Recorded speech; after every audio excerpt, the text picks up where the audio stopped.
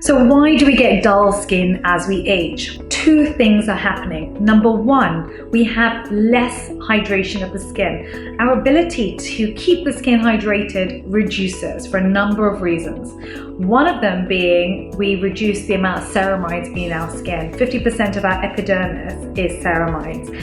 And that basically retains water in that top layer of skin. And so as that reduces, so does the water content. So that's one reason. The second reason is that as we age, our skin cells basically compact and you have a much longer cell turnaround. So for example, when you're about 5 years old, it takes 5 days for new skin cells to come to the surface. When you're about 20 years old, the average is about 20 days for those new skin cells to come to the surface. When you get to 40 years old, it's about 40 days for those new skin cells to come to the surface.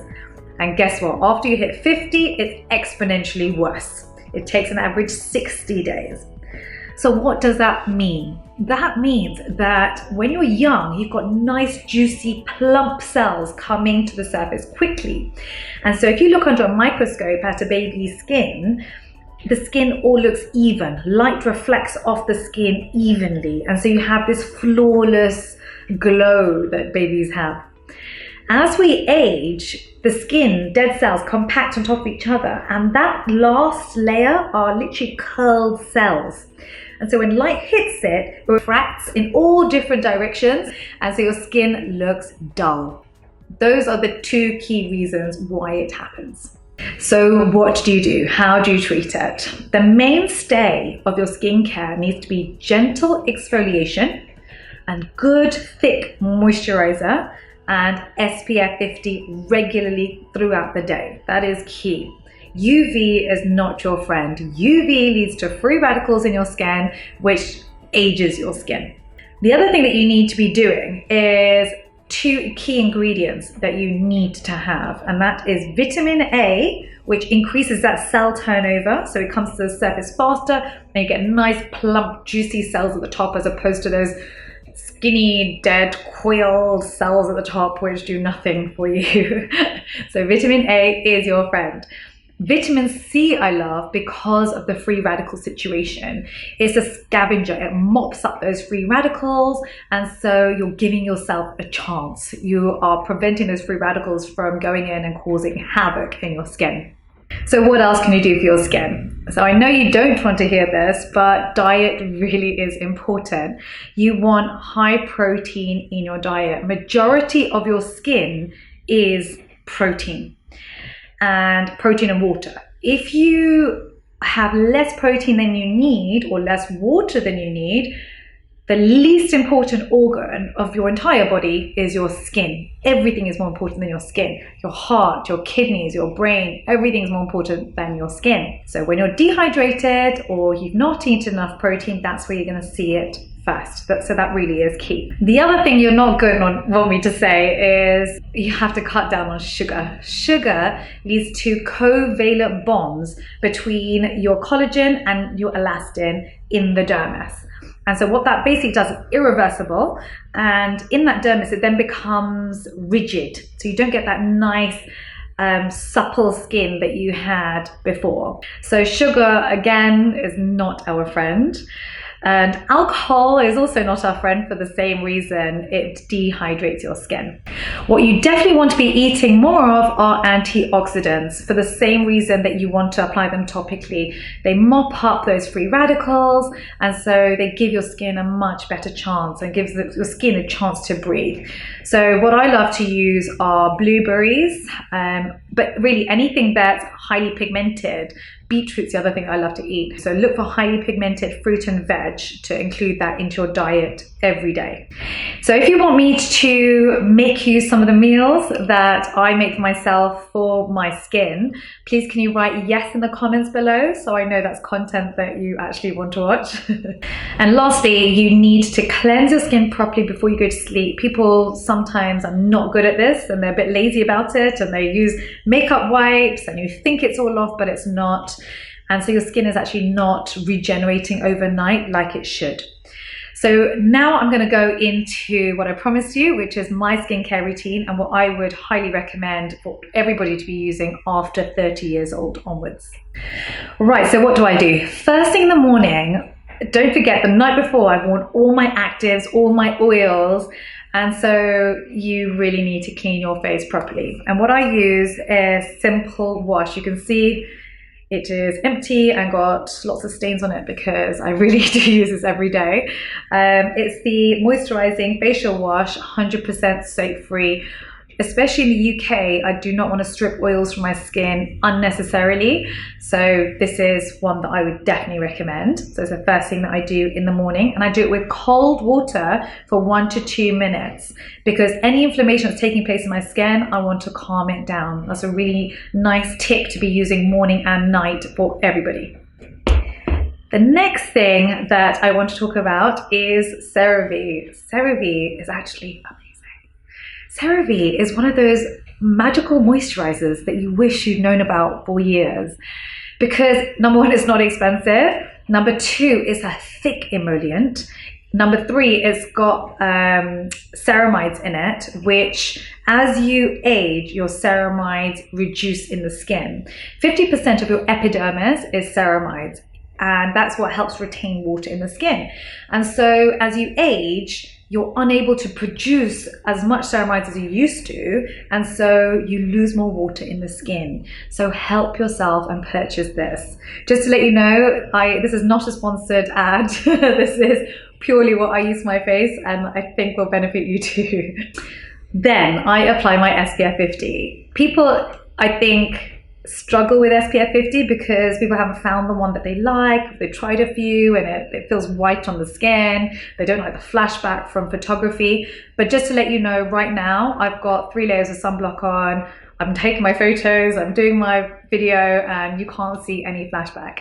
So this is the one that I absolutely love. For me, physical sunblock is better than chemical sunblock. If you want me to do a whole video, by the way, on physical versus chemical, please can you write that in the comment section, just say physical versus chemical, please, and I will definitely do that for you. Okay, so with this, you need to apply 1 teaspoon of this, and you would do it every 3 hours. So what I would do is apply this one, and then it's actually got a brush version that you can apply. Let me go and get it for you so you can see what that actually looked like. One moment. Okay, so I'm back, and this is what I'm talking about. This is the Color Science Unforgettable Medium Color. And just to show you what it looks like, you can see all the particles in the air, like that is the sunblock. People ask me all the time, how do I wear my makeup and then top up sunblock throughout the day? It's impossible. This makes your life so much easier. In the morning, I would definitely wear the liquid one because you want to know the exact quantity you're putting on. You know you're putting on 1 teaspoon. But throughout the day, I would easily top up about 5 times to protect my skin. So, as for me, after I hit about 27 years old, I started to see pigmentation on my cheekbones, and it actually got worse with both my pregnancies. So I not only had melasma, I was also treating melasma. And when it came to asking my patients to purchase large sunglasses, nobody could find sunglasses that covered the entire zygoma area. That's this entire area where you get pigmentation. So I decided I was going to be the first. So I created the world's first anti-pigmentation sunglasses, which basically cover this whole area so you get 100% UV protection. The main issue with sunblock is that you don't know when it runs out. Often people wear it first thing in the morning and they will forget to reapply all day, and they are completely exposed to UV all day. And essentially, your pigmentation gets worse, your skin ages, nothing good happens from having UV on the skin, specifically for skin of color. So with these sunglasses, if you have dark circles or melasma, or you're getting fine lines around the eyes that happens from UV, then it is worth getting these, in my opinion. But you can go online and have a look at what people are saying about it. But it basically covers this whole area. And you can see a lot of photos of people wearing them as well. Right, so when I get back in the evening at about 6 or 7 o'clock, that is when I do my skincare routine. A big mistake people make is that they do it just before bed. But guess what? Anything you put on your skin just before bed will come off on your sheets and just won't work. It's a waste of time, waste of money, don't bother. So when I get back at about 6 or 7, I will quickly get the kids fed. And then I'll go and do my skincare routine. And so what I do is I use this deep cleansing oil. Don't worry, all the links for all these products will be below, so you can check them out. This is fantastic actually because it melts your makeup and is deep cleansing. So it's much better than a makeup wipe where you're going to have a lot of residue left on the skin. In addition, there's nothing in here that's going to strip my skin of oil or water, which is also essential as we age because obviously our skin is finding it harder to retain water. So this is a great thing to be using. So I do this first. However, as I like to wear my makeup, my dark mascara or eyeliner, it doesn't come off with that. So I always top up with my micellar water, and I just dab some on a cotton pad, and I go around my eyes, and that just gets rid of it. It's really important to do this because otherwise, if you go to sleep with makeup on, your skin is only going to age. It goes in one direction, and you're not going to be happy about the situation. Okay, so at this point, your skin is now clean. This is when you want to wear your actives. I also get asked a lot about exfoliation. I would recommend a very gentle exfoliation and once a month. So the one that I use is this one. So Sunscreen Super Greens. Again, I'll put the link in for you. It's such a thin, you can barely even see the beads. So if you have a look, can you see that? I don't know if you can see that, yeah? So basically you can feel these micro beads inside, but you can't even see the beads, they're that small. And that's really the key for us. We have to be very gentle when you've got skin of color, because if you're not, you're going to get more pigmentation. Okay, the only problem is I can never close the lid on this thing, so that's just great. I'm going to go wash my hands 1 second. Right, so once your skin is clean, that is when you want to wear your active ingredients. My skin, I think, is on the sensitive side, and so I always trial everything behind my ear first. If you've got skin of color, we cannot afford for anything to irritate our skin. And so do it there first. First I put it on the back of my hand. If it's tingling here, I'm not even going to touch my face. If I'm okay here for about 10-15 minutes, then I will try it behind my ear. So that's a little tip for you. So I have, you know how I was talking about vitamin A and C, those are your best friends to combat dull skin. There are lots of different vitamin C serums on the market, and I want to trial some for you. So these are some of the most popular ones. Now, personally, these are fantastic for Caucasian skin. I probably wouldn't recommend them so much for colored skin or sensitive skin. So this one is vitamin C serum, which is 20% with hyaluronic acid. So 20% is quite high. And I think the form of vitamin C is quite irritating. There are multiple different forms of vitamin C. The one that I like to use in the products that I manufacture is Stacy50 because it's a very soothing vitamin C. It doesn't irritate the skin. So that's important to know when you're dealing with skin of color. And this one is Labthetics, and that's vitamin C 5% with ferulic acid 0.5%. So again, these are all great ingredients. It's just that with skin of color, we have to be, it's not just the ingredient, but also how it interacts with our skin. Ideally, what we want is for our product to penetrate into the skin and then start working. We don't want any irritation on the top of the skin because that can lead to more pigmentation. So just to show you what it looks like, so I'm putting that in my hand right now, and that is tingling. And for me, that's a no-no because it might not lead to pigmentation, but it might do too. And my face is just too important to be experimenting on. So please experiment on your hand or behind your ear or somewhere where no one can see it. Right, so which one do I recommend? So I have been going through products on the market. I get asked about this all the time. Now, I actually quite like this. This one is ROC. Retinol Correction Deep Wrinkle Night Cream. So what I always do is I look at the ingredients list. Now there's a little trick when it comes to reading ingredients. At the top is where you have the highest percentage of an ingredient. At the bottom is the lowest percentages. So retinol, normally you use about 0.5%. You don't tend to use more than that. And so it does tend to be towards the bottom. So here, the ingredients that I like are, they've got dimethicone, which is an emollient that basically hydrates the skin.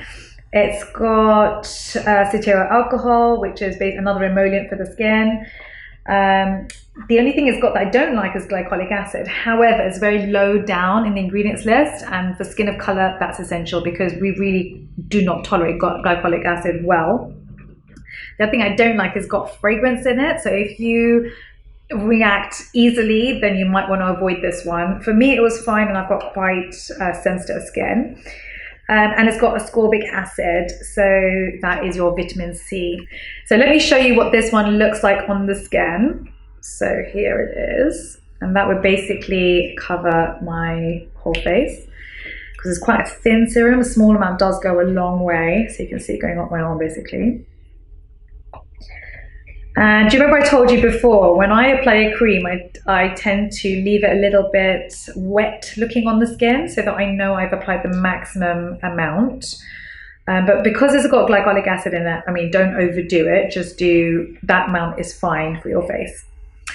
Right, so the next thing I would recommend for the eye area, we get asked about this all the time. As you age, you do get fine lines around the eyes. And vitamin A is important for that. So with this product, this is again ROC Retinol Correction Cream, Eye Cream.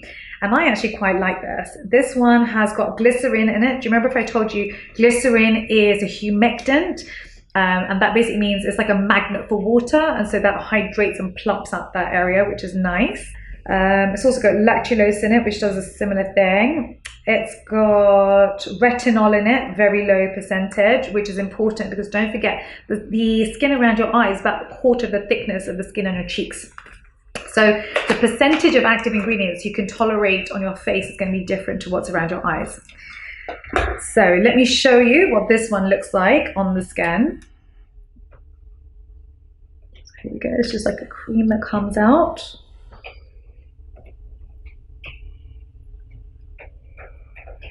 And I actually found it quite soothing. I'm glad. The thing I prefer about this is there's no glycolic acid in it. There's no acid in it at all, which is important other than hyaluronic acid. But there's nothing that's going to thin your skin. I think a big mistake people make around the eye area is that they peel the area, they do a chemical peel, or they use lactic acid. I specialize in treating pigmentation and dark circles. I've done about 10,000 cases just of dark circles in skin of color. And lastly, these are the last two steps that I do in my skincare routine. CeraVe at night. So after I put my actives on, wait about 15 minutes because if you apply a cream directly on top, you're going to affect the stability of that active. So let it absorb, then you apply your thick moisturizer and then apply a barrier oil. This is a barrier. This is not hydrating. So first hydrate, use your humectants, then your emollient. So this is the barrier on top. If you've got particularly dry skin, then a top tip I would say to you is buy yourself a humidifier. Put it in the corner of your room and the water just via osmosis will hydrate your skin. This is why in the winter your skin feels dry because it's not humid and so water is evaporating from the skin. So trick your skin and basically give yourself a nice humid environment so it basically absorbs into the skin, and in the morning your skin's going to feel so plumped up and hydrated. So well done for getting to this point. If you liked that video, please give me a thumbs up. If you've got any comments, please put it in the section below. If there's any other videos you want me to make, I'll definitely do that for you. Also, if you found this video helpful for somebody else or you think it will help them, then please share the content. I've also made a free guide for you on skincare tips specifically for skin of color. So if you want to download that, that's in the link below.